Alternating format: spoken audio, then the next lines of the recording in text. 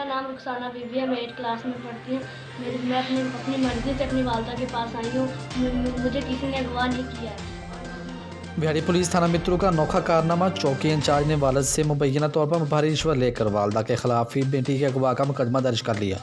متاثرہ بچے کی والدہ کے ہمراہ افسران بالا سے انصاف کی اپیل۔ بھاری پولیس تھانہ مترو کا انوکھا کارنامہ دیکھنے میں آیا۔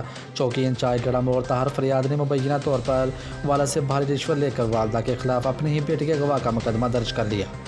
متاثرہ بچی رخسانہ نے اپنی والدہ کے ہمراہ پاسبان لائیو نیوز کو بتایا کہ میں اپنی مرضی سے اپنی والدہ کے ساتھ آئی ہوں، مجھے کسی نے اغوا نہیں کیا، اور یہ بات چوکی انچارج کو متعدد بار بتا چکے ہیں، مگر طاہر فریاد نے میرے والد سے بھاری رشوت لے کر میری والدہ کے خلاف جھوٹا مقدمہ درج کر رکھا ہے۔